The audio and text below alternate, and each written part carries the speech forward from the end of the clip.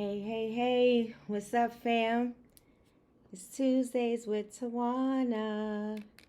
Tawana, aka Reverend T, is in the building today. Whew, so grateful to be here. I'm just lighting some Palo Santo to get our minds and hearts right and get some good communication going. As we know, this broadcast is building community one broadcast at a time. Can be found on various on the YouTube platform, on various podcast platforms. But yet we are here today live. I definitely encourage you to make comments and let's engage in some dialogue where I am not talking for the entire 30 minutes. What's up, Lindsay? Good to see you as always. Tony is in the building. Thank you so much. Hey, Mother Carolyn. Always good to see y'all. Always good to see y'all because y'all give me life. Community gives me life. There's healing in community. So sometimes I even question, why am I doing this? I'm tired. I'm not feeling my best. I just had treatment on yesterday. The weekend before, I was in New York with my sisters. Hey, Julie. Good to see you. But then I realized that, one, I'm here. I'm here, I'm surviving, and I'm thriving, and so grateful. Many of you saw my post and brought tears to my eyes with all of the beautiful comments and how many people were just praising the divine for divine healing and restoration. So how can I not be here in community and thank community for holding space for me and for sending loving energy and for just being a part of this journey. Hey, Mama Lovey, always good to see you. So how can I not be here, especially when healing happens in community? And it's so important for us to build community, to build community. And then what is community? Community is those that have shared resources and shared experiences and shared ties and bonds, all for the purposes of this conversation and this platform building community. It's building empowering community. It's building peaceful communities. It's building loving communities. It's building compassionate communities. It's building activists and advocates in community. It's building waymakers and using our divine prowess to come together. We're not talking about communities that demean and degrade and dismiss. We're not talking about communities that disregard us and ignore us and continue to demean us, but we're talking about the type of community where we come together and we make things happen and we build together. That's how we ended our last broadcast, on different ways that we could build community, where we can build our own supermarkets and do things and coming together and build resources. But that requires a lot of trust. So we're going to talk about trust on today. Hey, brother. Good to see you. My brother always makes me smile. He takes such good care of me from afar. I'm always getting these surprise packages from him to give me life. Like I got a holder for my vaccination card. I've been carrying it in my bag, and I don't think he knew that, but spiritually he knew that, and he sent me the plastic badge holder for my vaccination card. So he's always thinking about me. Hey, Miss Odessa, I see you today. Yes, good afternoon, my friend in Christ and in love. So let's talk about this trust issue for a moment. And if there is anything that is on your heart or on your mind or in your spirit that you want to talk about, please don't hesitate to put it in the chat, and we can share together in this platform, because this is what it is all about. I definitely don't want to continue to just impose my thoughts or my healing journey or my struggles. I want to hear from you as well. I want to hear those celebratory moments as well. I want to hear the struggling moments. I want to hear everything in between. I want to hear about the joy that we have despite what we are going on in this nation, in our communities, and in our own bodies, and in our lives with our family. So I want to hear from you as well. So please feel free to share whatever it is that's on your heart and or on your mind, and brewing up in your soul or your spirit. So we know that before I go on to talking about trust, we know that there's a lot going on. Not only are we still dealing with the pandemic called the coronavirus, people are still getting it. I know of a beloved in Denver who is struggling in this healing process. So we're sending love and energy and light to her.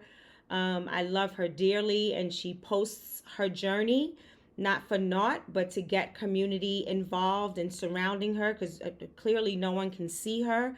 So I'm hoping that our prayers of love and healing energy will be sent her way, and resources will be left at her door, and she will be supported because she loves the community and she supports the community as much as she can. And I'm just not mentioning her name because I did not ask for permission to mention her name on this broadcast, but I'll be sure to put it in the post on later. I also want to mention, hey Bobby, so good to see you as always.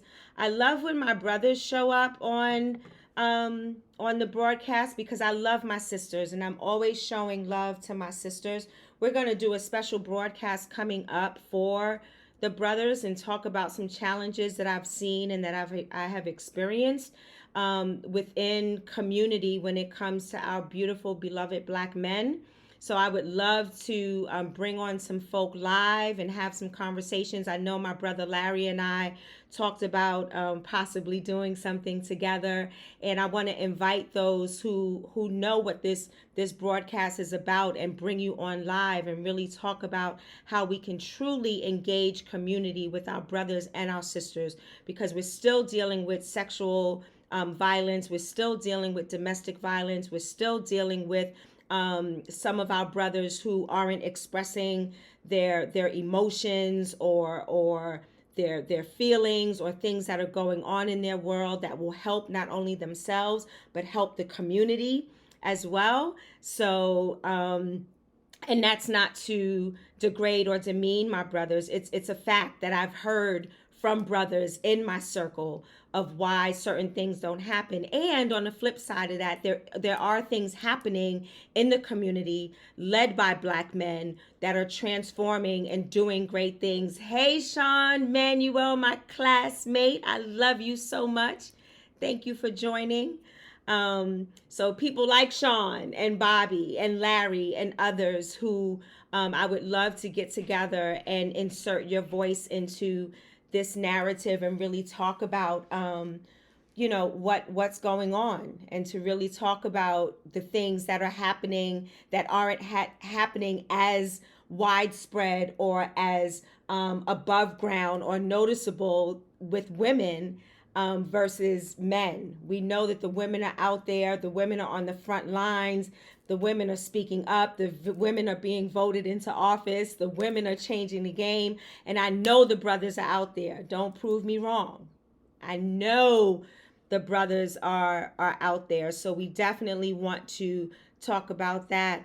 Homicide is devastating plague on Black communities, and it's time that we stop. Absolutely. It's time that we stop ignoring it. I have nothing else to say about that. That just dropped the mic on that one. So just something to look forward to with Tuesdays with Tawana as we continue to engage in dialogue and talk about current events. So again, before I go on to trust, I wanted to name that. I also wanted to name what's happening globally to our Black beloveds and to our BIPOC, our people of color in India. India is dealing with the coronavirus in ways that I just it breaks my heart looking at pictures from there, and what they have to deal with lack of PPE, with lack of adequate resources. And so I hope that, America is always in somebody else's business when it comes to war. I hope that we are in somebody's business when it comes to peace, health, and wholeness. We're hearing what's happening in Palestine. We're sending love to Palestinians, bombings and starting a war, and we don't need that ever, especially right now. And then what's happening in Tigray. Yeah, it's pretty much a genocide, and women are being raped and mutilated. Our own communities are being burned down. Ways of living, means, businesses, all of that is being destroyed.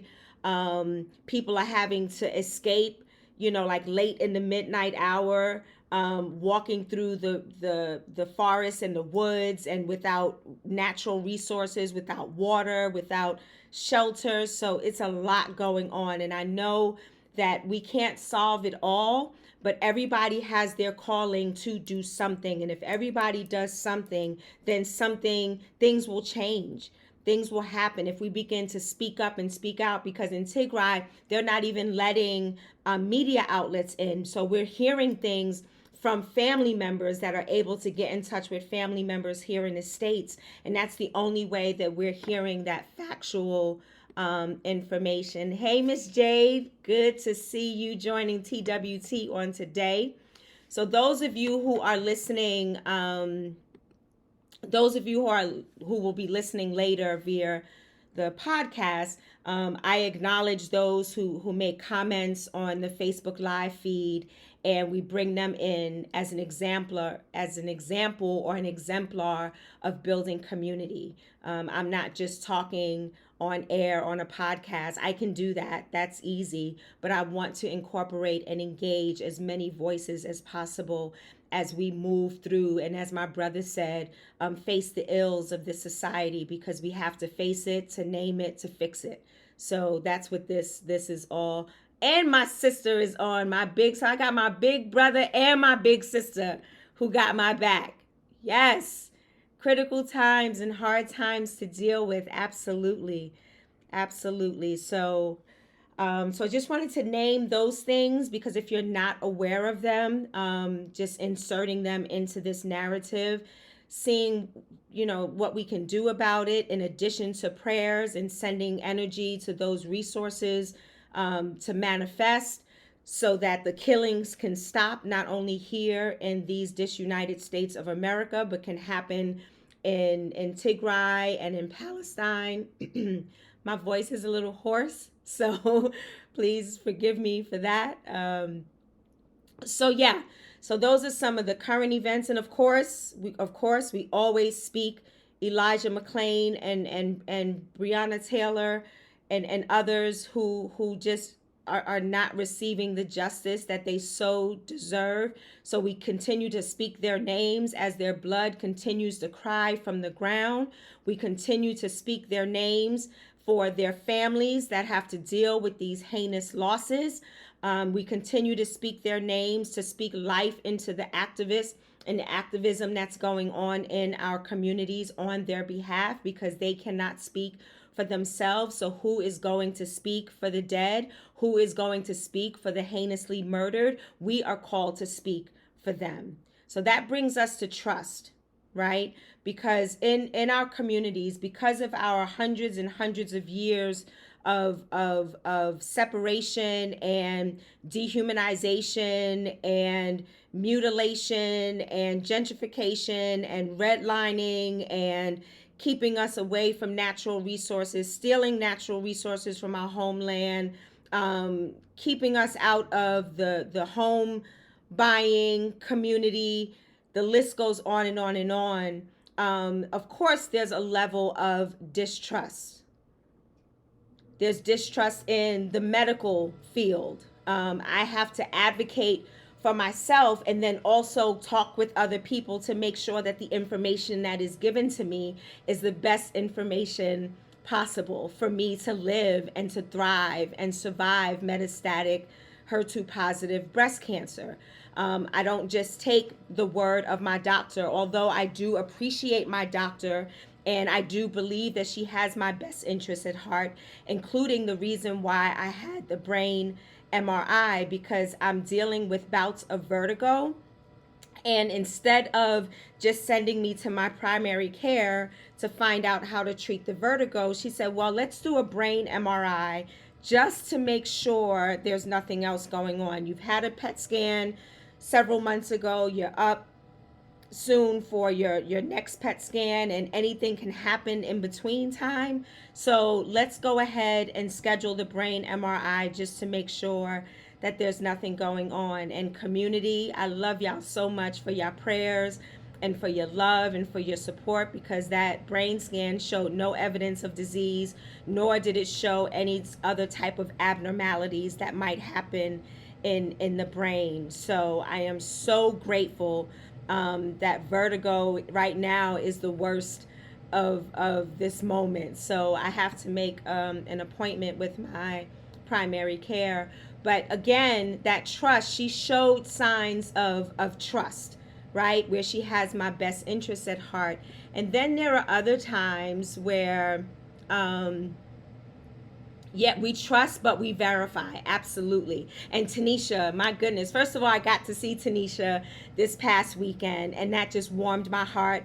I got to see Mama Love, which is her biological mother, but that is one of my spiritual adopted mothers. Got to see Mama Love, got to see my day one, my ace, the love of my life, her brother. Sometimes he pops on as well. I got to see everybody, and that's the beauty of being vaccinated and being around other people that are vaccinated. And I got to spend time with my sisters who are vaccinated. We had a great time. So yeah, so Tony, we trust, but we verify. And I think that's the same thing that can be applied oh, this voice. So it's the same thing that can be applied in our lives. Like, we give people that what term am I looking for? Like, we want to believe until you give me a reason not to believe. I want to trust until you give me a reason not to trust. And then even then, it's not the do all, be all, end all, because that's very white. Either I trust you or I don't. It's a process. It's this ebb and flow. It's about, whether it's repentance and apology and forgiveness, or time that goes by for healing. Tanisha said, best part of my weekend, having my two miracles in one room. Yes, ma'am. Reggie, you look great, yo. It was so good to see you. Those of you who may have missed the broadcast, we've been praying for Reggie, and because Reggie had a heart transplant, that's Tanisha's husband, and he is just doing great. For him to be up and at the house was just amazing in and of itself. So grateful for that. But when we trust, it's this cycle. Because things are going to happen where someone is going to do something that causes a distrust or a mistrust.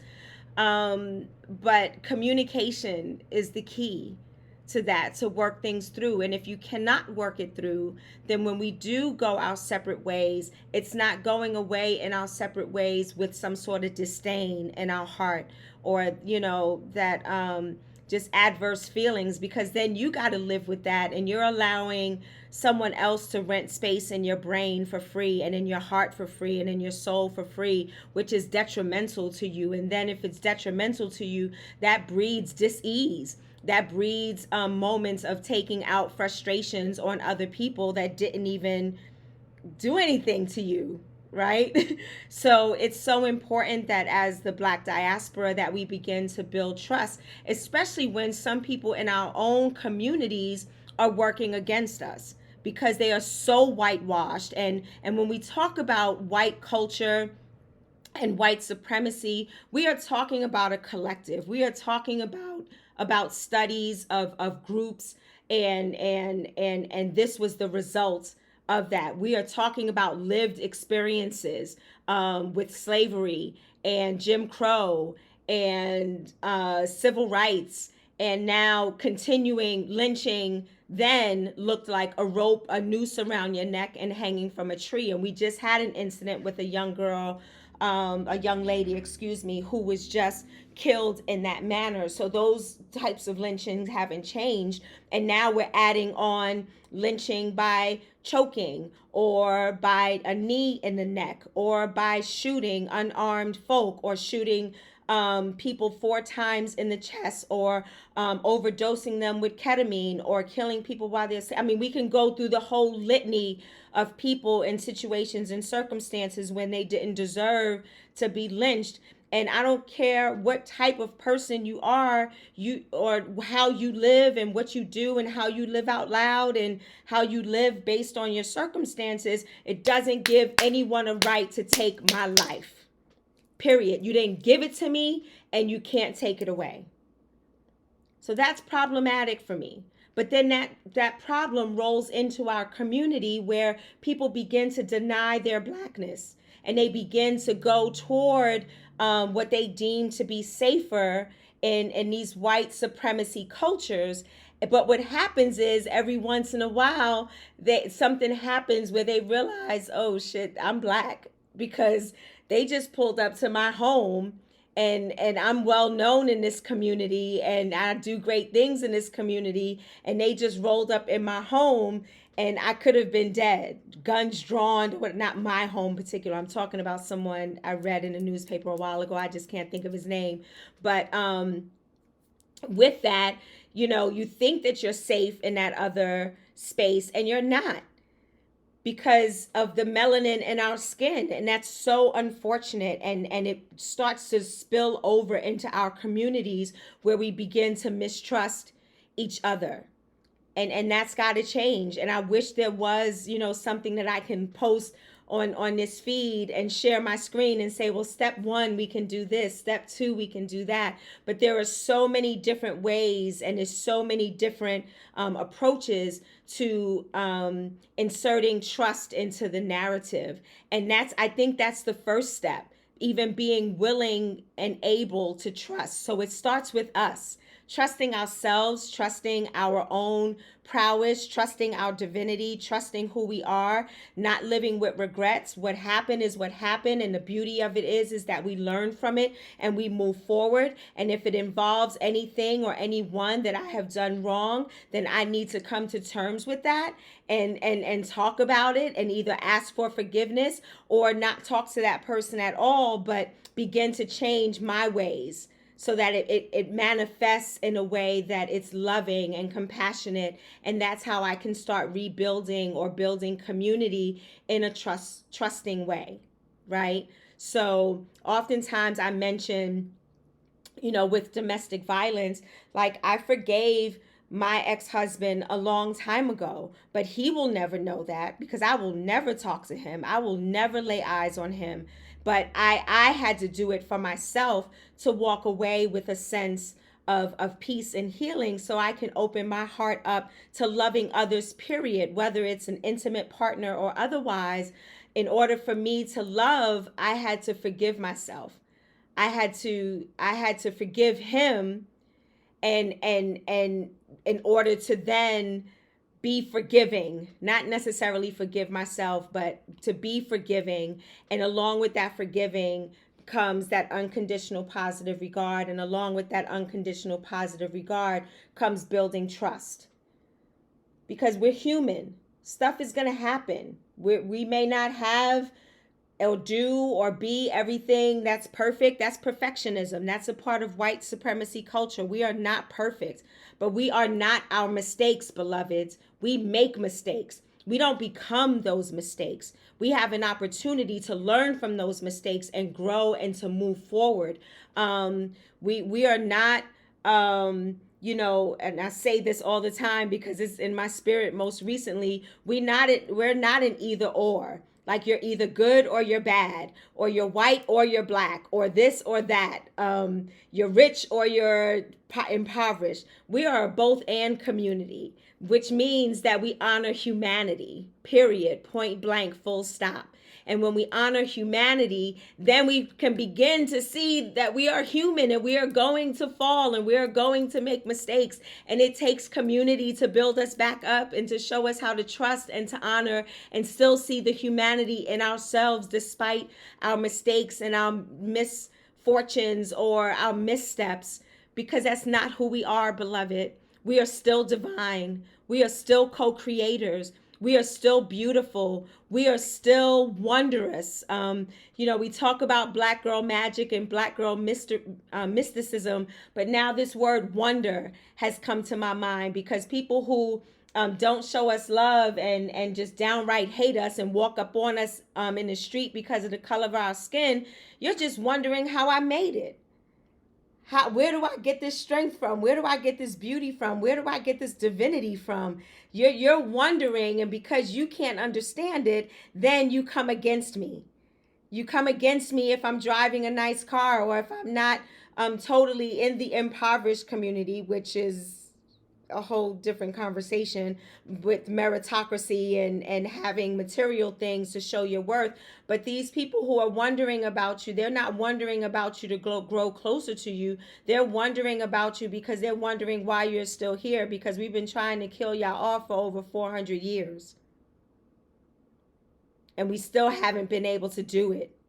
Whether it's through voter suppression, whether it's through unjust policing, whether it's through gentrification, whether it's lack of pay, unequal pay through schools, inequitable schools where we don't have libraries and sports teams. And so, I mean, again, the list can go on and on and on, beloveds. So I think where we start in building community is trusting self and learning to trust self, and learning that our past is our past, but it is a part of who we are, but it doesn't define who we are. What defines us is the right now, and we have an opportunity and we have control of what happens right now, which will then dictate our future. We'll be able to see ourselves in the future. We'll be able to dream big. We'll be able to change our situations and circumstances where other people try to define us, other people try to name us, other people try to say who we are and what our worth is. And nah, we're not having it, because now I trust me, I love me, I honor myself.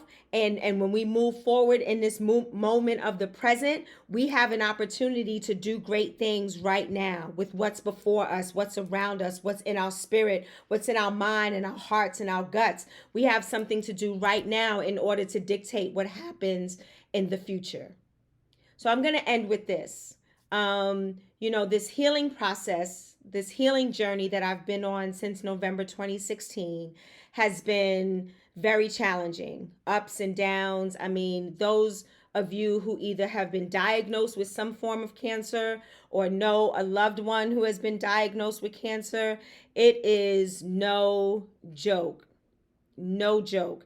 So there are times like this right now I'm celebrating because it's been a year and 2 months since I've been in the hospital or have had any type of surgery. That's the longest time that I've been without being under a doctor's care at that level. And I'm so grateful. And right now I have an opportunity to celebrate that and look forward to see how can I keep this trend going? What do I need to do? And I am also approaching the completion of my 5th year of being diagnosed with HER2 positive metastatic breast cancer, because in November of 2021, it will hit that 5-year mark. And that's pretty scary for me. Can I just name that? Because studies show and studies of the human experience when it comes to cancer, that 5-year mark is that pivotal mark. You either, for lack of a better term, you either make it or break it. So some of us, that 5 years it's too much. And then others, 5 years means like, whoa, I can do this. I'm going to make it for another 5 years or another 10 years. So, of course, with my community, there's healing in community. I share this because we need to be in the know. We need to be in the know about what science is saying and then also what the divine is saying in the midst of all of this. So I'm not telling anyone God has work for you to do. So God is not going to take you after the 5 years. You just never know. You never know what's going to happen. But what we're not going to do or what we're not about to do is one, blame it on God. Two, blame it on because it's a lot of reasons. They don't even know why people get cancer. A friend of mine, her dog just succumbed to challenges with cancer and they're fighting an uphill battle. So research is so important, which is why I'm always involved in different research and clinical trials and things of that nature, because even if it doesn't work for me, I want it to work for my beloveds. I want it to work for my future generations. So it's very important to be in the now and to name that and acknowledge that. So the prayers of my community, the loving, healing energy of my community can keep me going. I am very clear that it was the loving, healing energy from my community. And I felt that.